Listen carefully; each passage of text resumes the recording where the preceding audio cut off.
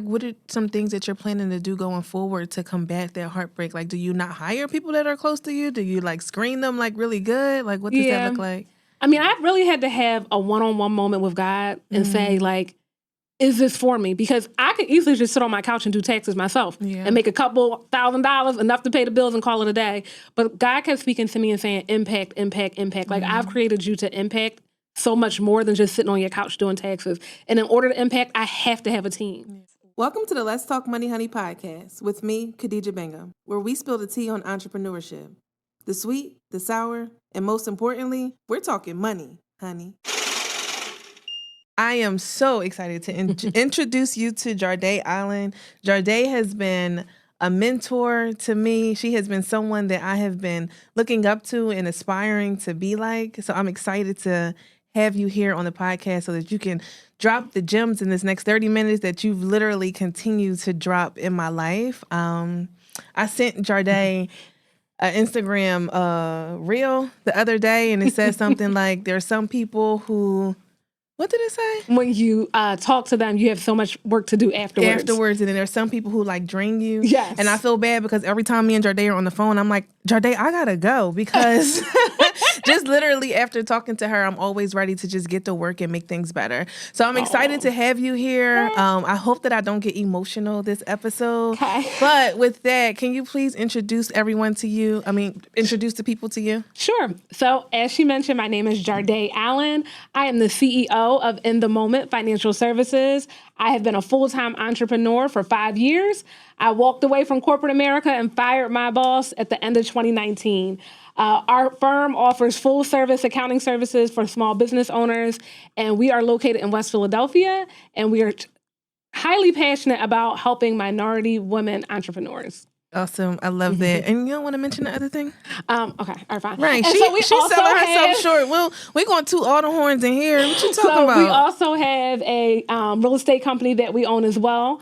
We own 7 rental properties in the city of Philadelphia, and we also offer property management services as well. So we are accounting and real estate. Awesome. Jarde, we start every episode with our sweet moments and our sour moments of entrepreneurship. Okay. So could you share with us a sweet moment? My sweetest moment in entrepreneurship is my flexibility and being able to make my own schedule. So I've kind of taken a little overboard. I actually only work 4 months a year. A lot of people are surprised when I tell them that, but I have designed my schedule, my client base, and my business and my income around working 4 months a year. So I work January through April, May through December. I technically do not work. However, if a client does want to interact with me, I do make myself available. But ultimately, I work 4 months a year. So that has been my sweetest moment because it's kind of like unheard of, taboo, but it can work if you make it work. Yeah, yo. So Jarde is literally goals, and she texted me a couple of weeks ago and was like, "Hey, Deej, like, are you taking rest days?" I said, "No, I'm running out of money. Like, how can I possibly be taking rest days right now?" And said, get on the phone with me right now. She was like, literally, can you chat? Because like, let's figure out how to make sure you don't run out of money. And I'm like, love this for me. Thank you. Okay, sour moment. Okay. My biggest sour moment that I'm willing to share, right? Because some stuff you just, but my biggest sour moment has been heartbreak. I have invested in and tried to bring on a lot of family and friends into the business. And I thought that everybody wanted to go up. In my mind, everybody wanted to go up, and everybody can't go along. You hear the cliche of everybody can't go with you, but when it actually happens to you, somebody close to you, multiple people close to you break your heart. That has been my most sour moment of entrepreneurship. That has been the thing that has made me want to quit. That has been the thing that has made me want to step away from the business and not do this anymore. It has been very close family and friends being around me bringing them into the business, putting them in a good position, and then finding out that they're breaking my heart behind my back. And that happens a lot in entrepreneurship. We want everybody around us to win because we get so excited about our win. We want everybody around us to win, and we have to quickly realize sometimes the hard way that everybody doesn't want to win. They say they want to win, but their actions will show you they don't want to win. That's real.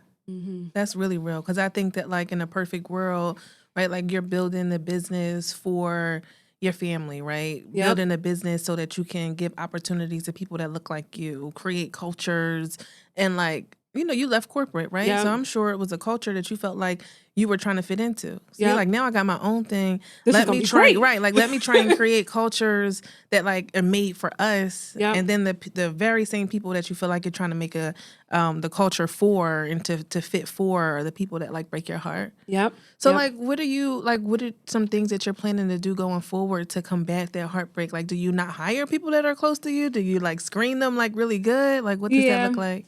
I mean, I really had to have a one-on-one moment with God and say, like, is this for me? Because I could easily just sit on my couch and do taxes myself and make a couple $1,000, enough to pay the bills and call it a day. But God kept speaking to me and saying, impact, impact, impact. Like, I've created you to impact so much more than just sitting on your couch doing taxes. And in order to impact, I have to have a team. Yeah. So as much as this tax season coming up, I was not ready. I didn't want to bring people on. Here I am, right? And so some things that I've done and put in place so I don't repeat the same mistakes is I've hired an HR team. So I've hired an HR team, which has been amazing thus far to help me to kind of weed out some things. Shout out to HR Mom. Yes. And then secondly, I am also hiring people who I have never met before because a different level of respect comes from people that you've never met before. People that have been in the grind with you, who have watched you grow up, who have watched you do all the things in corporate America, they sometimes don't respect you in the same way. Even though you would think they would, they don't. So my new boundary is people that I'm bringing on the team have to be people that I've never met before. And also I'm putting an HR team in place to help buffer some of the things, blind spots that I might have. Yeah. Oh, definitely blind spots, right? Because I think that like, especially when you choose to work with people that you know, it's easy for you to miss some of those red flags, right? Like Huge red flags. You see all the green flags. You see the best in people. You only want to believe the best from people. So I think having that HR team is definitely going to be powerful for you. Yes. And yes, shout out to HR Mom. HR Mom is a client of ours as well and will be a guest on the podcast. So we'll make sure that that episode is linked in a bio also. And I have to just plug you real quick. Since you're talking about text messages, I reach out to Deej and I'm like, help, I need help. I know I need to hire people. I'm scared. I'm honestly scared to hire again. I don't want to put myself in the same situation I've been in before. And in true Deej fashion, she was like, oh, I got somebody for you. Email, introduction, done. So shout out to you and thank you just for being in my life and having just another resource, another Black female around me that can say, hey, I got you. Oh, that makes me happy. Oh, I love that. So Jarde, let's move on to our money movement. Okay. So that's new this season because I feel like the podcast is called Let's Talk Money, Honey. So like, let's talk money. And I don't think that we're talking about it enough in our communities, and I definitely don't think that we're talking about it enough in the entrepreneurship community. So people who are aspiring to be entrepreneurs, they see the flexibility, right? Like they see, like maybe if you're posting flashy things, they see that, but they don't always know, like, how much does it actually cost to run a business? And like, do we ever have months where you don't make any money or like things like that? So I want to do a rapid fire round, and it's okay if it's not super rapid. Okay. But I have some specific questions for you just about money in your business. Okay. You ready? What's the most amount of money you've ever made in a single month since becoming an entrepreneur? My highest revenue was $84,000. And Excuse me? It was April of 2024. Hello? $84,000? $84,000, and that's both companies combined. Let me be clear. So 65 was in the tax company, and then another 20-ish was in the real estate company. It's the smile for me. It's the smile because you know how sometimes people be like, they hear numbers and they be like, I'm in the wrong industry. It's like, no, I'm in the right industry. I'm just doing some wrong shit. Yes, doing the wrong stuff. Yep. And I'm so glad you asked that because even before I came yesterday, I said, let me just look back at my own numbers because sometimes we don't even realize how well or not well we're doing. We're just going. So when I got a chance to look at my numbers yesterday, I said, oh, that was this year. Okay. So 65,000. 84 total. But for the tax business. Tax business was 65 in April. Mm-hmm. Okay. Oh, that makes me excited because like I'm working on my goals for next year. Okay. And our targets. That's supposed to be your goal? I don't know if 65 for a month is going to be higher. But like maybe like should I? Why not? shoot for the stars. Damn. It also depends on where you're coming from, right? So that's very, very important when you're setting goals that they have to be realistic, right? So, but yeah, 65 was this April, and 65 tends to be our April. I looked at April of 2023 as well, And we did about 65 in April. We just didn't have 20K in revenue from the real estate company. Okay. Yep. Yeah, I think that I think April, and this is bad, like I should be able to say my money moments off the bat because I'm all up in people's business, asking y'all questions. I think our April was maybe 40. So maybe we're not too far. That's a year's salary. But that's a year's salary, though. Yeah, that is true. Month. That is true. I remember when I made 40K. It wasn't that long ago. But like to make 40K. Oh, so let me ask you. I know this is supposed to be rapid. I got follow-up questions though.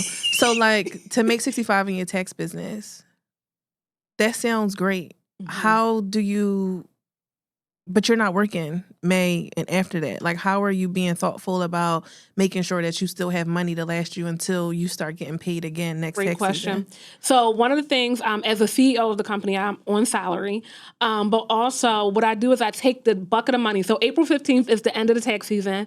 I take how much money we've made from January 1st to April 15th. I take what's left over. Let me say what's left over. Profit, y'all. Yeah, profit. So I take what's left over after all the expenses are done, after I've already set up payroll for the next year. That's very important. I make sure payroll is in place. Okay. Then I take what's left over and I divide it by the other 8 months of the year. And so then that's how much I get paid every month. So I divide that what's left over by the other 8 months of the year, and that's how I get paid every month. Okay. So what your pay looks like one year may look completely different than next year. Correct. Depending on how the business does. Correct. Mm-hmm. And those are bonuses for me. So my salary is my salary, but then I get a bonus every single month based off of how well we did that tax season. So essentially, can I pause So here? y'all want to start a tax business now? Or what? Because I do. So essentially, I think about the things that people are afraid to leave corporate for. One of the things they're afraid to leave is health insurance. Another reason is quote unquote stability, which that's another podcast for another time of how unstable it is. Another thing is the salary and the bonuses, right? So I thought about a company car. I thought about the things I had in corporate and I said, how can I recreate them for myself before I leave corporate? What's the game plan to recreate these 4 things that are keeping me here before I leave? And so that's what I had in mind. One of the things is I wanted a salary and a bonus. That's what I got at my corporate job. So how do I recreate that? And I think if you could wrap your head around that before you leave your corporate job and then execute the plan, the transition is much easier.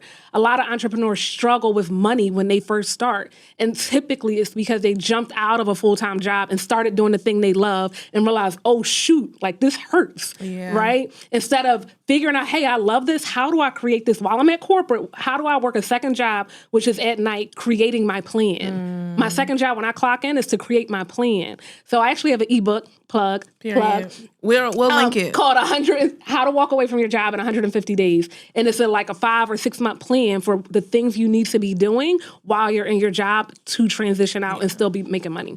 I love that so much because I think a lot of people sometimes make decisions based off of emotion. And they're like, I hate it here. I hate it here and I love it over there. And it's like, it's fine for you to hate it here, but you got to make a plan. If you don't make a plan, you're going to be back before you know it. And if you want to be sustainable, then you literally have to make a plan. Like, I think I was planning for like a year before I left. Yep.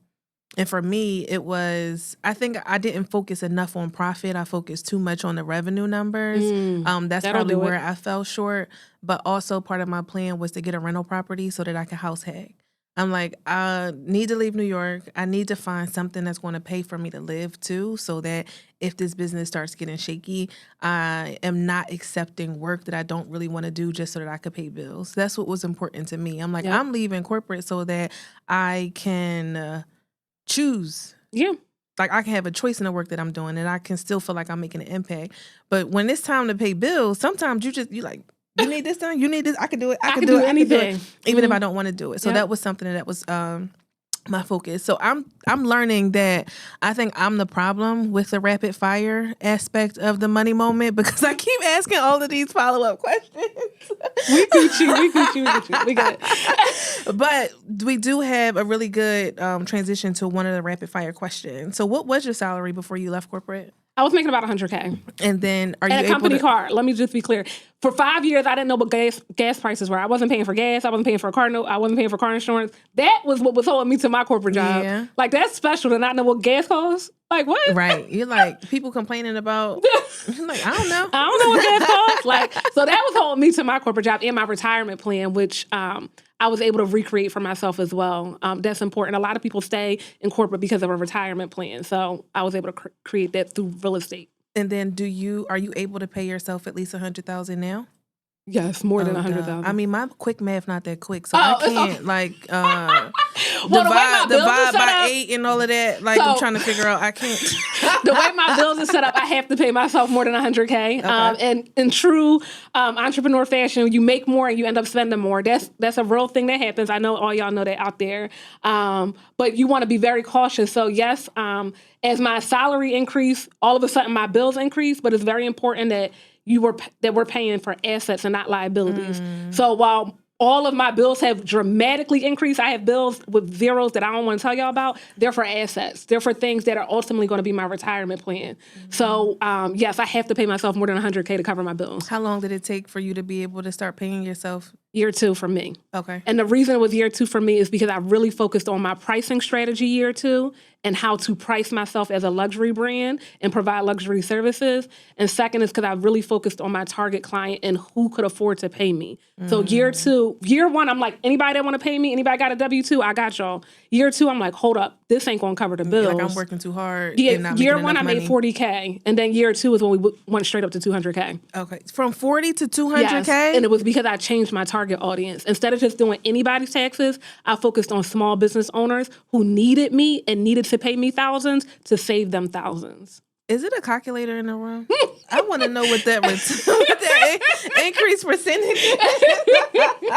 But yeah, I had to, because the way the PGW and PICO, they don't care that you're an entrepreneur. That's true. So I could either make 40K again the next year, or I could completely change my plan and say, who has the money to pay me what I need? And how can I get in front of them? So did you stop servicing the people that helped you do the 40K? No, I just changed my messaging and my branding. So now my branding is geared to the people who can pay me what I need, but other people can still come to me. We still offer them services. Okay. So it's just clear who I serve.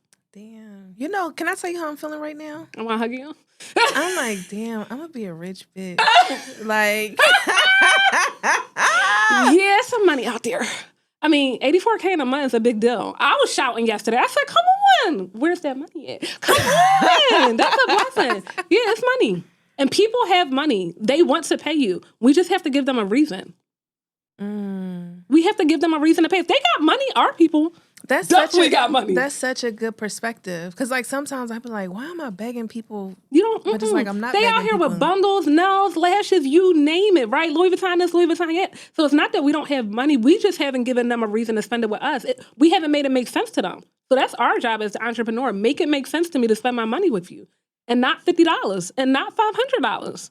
Spend the $5K with me that you spend it with Louis Vuitton, but I gotta make it make sense. See, Absolutely. Like this what I'm talking about. Like, can I end the podcast now? Because I feel like I need to go to work. Oh my God. We still on rapid fire. Wow, we still on rapid fire. Okay. This is all right. Actually, we knocking through them just in different ways. On average, what's your largest business expense? So payroll. Payroll is my largest expense. The biggest year I had in payroll was 2023. I spent $113,000 in payroll. That's before my salary. Okay. And I told you I make more than $100K. So I paid $113,000 out to my team. So payroll is my largest expense. And typically, expenses can range from $2,000 in a month. I have months where I only spend $2,000 in expenses. And then I have months where my expenses are $18,000.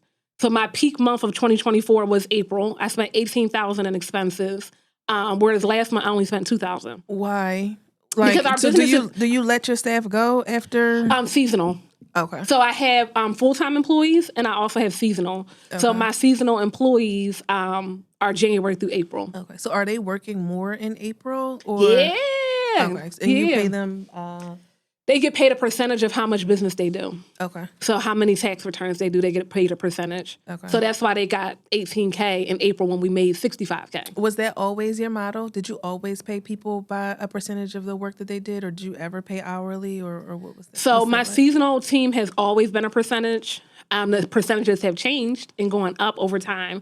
And then my full-time people, they are hourly and salary. Hourly and salary. Mm-hmm. Hourly and salary. Okay. Mm-hmm. Yep. Oh, wow. Okay. And then last question. While building your business, what's the most amount of credit you've had access to? So credit lines, line of credit, what does that look like in supporting you with growing your business? So where we are now, we have over $1 million in business credit. Really? Where we What started. does that mean? Are you a small business owner and you struggle to answer some of the questions that I just asked during the money moment? Great news, you are in the right spot.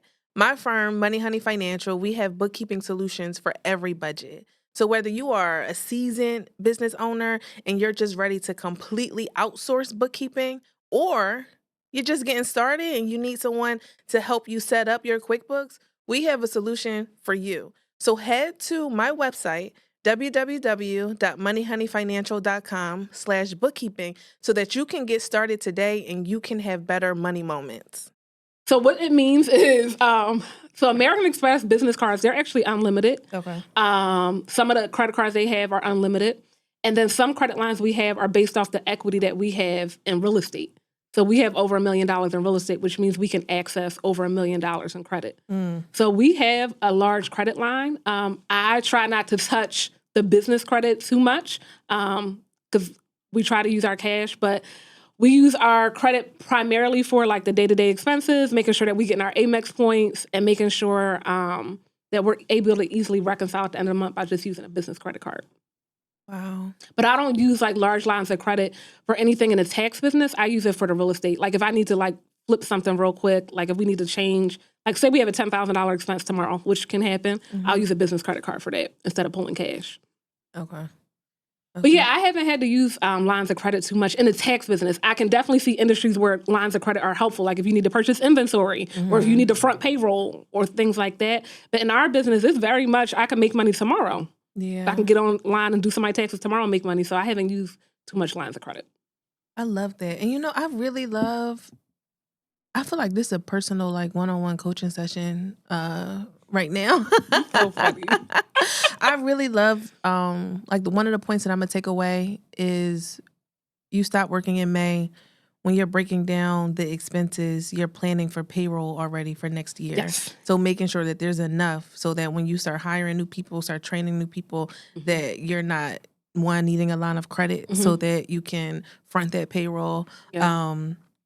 Wow, this is so helpful. So Jarde, tell me why you decided to become an entrepreneur. So you worked in corporate, you were making $100,000, company car, what's Girl, gas? you know. Why'd you leave? Same old story. I wish my story was different, but it's not. It's not different. My biggest aha moment in corporate is when I got my first $10,000 check. I was running one of the largest operations in Philadelphia for a rental car company, and I received a $10,000 bonus check. And most people would have been so excited, like, oh my gosh, like that's the biggest check I ever got, a paycheck. But I realized that I was making 0.01% commission was bringing in. of what I was actually bringing in. And so my boss and my boss's boss, I don't want to tell you how many zeros they probably had on their check, and they never stepped foot in the office. And so once I realized that I had the ability to make money the way I was doing for somebody else, I'm like, yo, I could definitely do this for myself. So that's kind of what made me walk away. I realized how great I was at what I was doing and how I could just replicate it somewhere else. Why'd you choose to jump into, because you weren't doing taxes before, like why did you choose to transition into taxes? So the main reason I choose tax is it was in 2020 when everybody was starting a business. Even the people that shouldn't have been starting a business was starting a business. And I'm like, yo, my people out here starting businesses, but I know for sure we do not know the taxes and we do not know all the finances, all that stuff that's behind the scenes. So I saw it as a niche market. I'm like, literally everybody I know has a business all of a sudden in 2020. So clearly somebody's going to need help with taxes, and that's really what made me go into taxes. Oh, wow. Yep. And it just worked out because I love financial literacy. I love empowering women. I love pushing businesses forward. So I'm going to do your taxes, but you're going to get all of this too. What's your so I know what your sour moment is, and that seems like holistically, but like what are some other challenges that you faced as an entrepreneur? Other challenges. So the heartbreak was the biggest sour moment. Do you feel like entrepreneurship is hard, or do you feel like it's easy? Like it sounds easy to you. I think people who are really good at what they do make things look easy. And I found that to be true because you ever go to like a doctor or a lawyer or an accountant or somebody, or you go to get your oil change, you say, oh, it's just a quick thing. You tell somebody who's the professional, oh, it's just going to be a quick thing. You just got to do this. And they looking at you like, ma'am, you have no idea. So I've learned that people who are really good at what they do make things look easy. So people tell me all the time that I make entrepreneurship look easy. So the sour moment is the heartbreak. The other sour moment, the hardest thing to do, is I also think is discipline. So I find that the thing that people want so much from entrepreneurship, which is the ability to make your own schedule and be your own boss and make your own money, is actually the very thing that hinders so many people. So the ability to say, hey, if I want to wake up on a Sunday and go to work and show up for a podcast, I can do it. Or I can actually be like, no, I'm not working on a Sunday. That very thing, that very moment that you have to make a choice and you still choose to do the right thing, that's the hardest part of being an entrepreneur. So I struggled with that and making myself disciplined. I'm like, I already got money. I made the money in April. It's August. I don't need to go. It's October. I don't need to show up on a podcast. Why do I need to show up on a podcast? You absolutely do. Because the same energy that brought you to this moment, you need to keep that energy or elevate it. So it's having that discipline on a daily basis, I think, is a little bit hard. And I watch entrepreneurs struggle with that all the time. Yeah. But besides that, I'm not going to say like it's been super hard for me, because it has not. I love it. It has not been super hard for me. So I might be one of the little poster childs, but it hasn't been super hard for me. But I've also put in a lot of behind the scenes work. Yeah. Like I work 7 days a week, 24 hours a day, January through April. Yeah. I don't blink. Like I don't take a break. I don't sleep. Right? Yeah. Most people are sleeping and breathing. Yeah. I'm not. Yeah. Right? So, I mean, that could be hard, but it's like pick your heart. Right. So. Oh, wow. This has been so insightful. Like, I literally feel like I know that the people watching, I hope that, like, y'all taking notes. Y'all got y'all notebooks out with y'all right now, because this has just been so special. So tell me, where do you plan on taking your business next? So, In the Moment Financial Services will be here forever. It's not going anywhere. I put it in a trust. It's good to go. It will be here. It will be in my family for years. But me as CEO, my goal is to retire within 2 years as CEO of In the Moment Financial Services. My goal is to replace myself as CEO and to move on to more larger, impactful things that I can do. It will still be around the financial literacy space, but it's a big difference between having to work and choosing to work. And so my goal is within 2 years to be able to choose to work versus having to work. So within 2 years. And for the record, this has been a 5-year plan. So this isn't something I came up with today. This has been in the works. Systems have been put in place. Organizational charts are in place. Like, this isn't something I just came up with. I've been working on this for 3-4 years at this point. So we are almost to the end of that 5-year goal. And my goal and prayer and plan is to replace myself as CEO. I love that. I also love that you said your prayer. One thing that I've always admired about you is how your faith guides you. How does that show up for you in your business? So I think of tax season as in season and off season. In the off season, my prayer is for clarity and discernment. God, please give me clarity and discernment. Show me what you want me to do in my business and help me to rightly divide. Because so many opportunities are being thrown at you. Can you speak here? Can you do this? Can you do this? Can you show up here? And I need to know, God, is this for me or is it not? So my prayer during off season, I'm really spending time with God and saying, can you please give me clarity and discernment? And how can I find those scriptures to have in my back pocket ready to go when those moments present themselves? In season, I'm praying for impact. So God, I'm going to be on a consultation with 8 people today. Show me the way. Show me things that you want me to say. Let me listen when I'm supposed to listen. So I'm really praying for impact and that I'm literally changing somebody's life by 1 or 2 gems that I'm given that they can use to impact their business. And lastly, reporting to a higher authority. So at the end of the day, I don't report to myself. I don't report to anybody else. I report to God. So I got to be able to go to sleep at night. I got to know that my conscience is clear. I got to know that I did the right thing. The other day, I sent somebody a text message that, hey, Mr. Client, I overcharged you on an invoice a month ago. When I was going through my invoice, I'm like, oh my gosh, he paid an extra X amount of dollars. I sent him a message. I'm like, hey, I overcharged you last month on this invoice. I just want to let you know I already sent it back to you. It's in your bank account. He's like, okay. But like, I got to go to sleep at night. You know what I mean? So just choosing to do the right thing has been how my faith has guided me. I love that. And I think that is so important, especially in the industry that we're in, right? Like, we have access to so much sensitive information. People have to know that they can trust you, right? Like social security numbers, bank accounts, all of that stuff. So I think that, like, when people are choosing and deciding who it is that they want to work with on a financial level, it's important for you to feel like the tax professional that you're working with is someone that's definitely trustworthy. How do you screen to make sure that, like, your staff also has some similar values, or is that something that like Girl. you're like that makes you nervous? It does. Okay. Yeah. When I first started, it was a requirement. They didn't know that, and I don't know if I can say this live, but I guess whatever. It was a requirement. If you wanted to work on my team, you had to know the Lord, because I need to know that you're not just reporting to Jarde. I need to know that you have some type of relationship with God. Else I couldn't sleep at night, because I'm like, what is this person doing at night, right? But I've had to change that. That's not realistic. I had to learn that's not realistic. And a whole bunch of people that was saved and loved the Lord, praise God, was doing some other stuff that wasn't even about taking somebody's social security number. So I've struggled with that. I definitely struggled with that.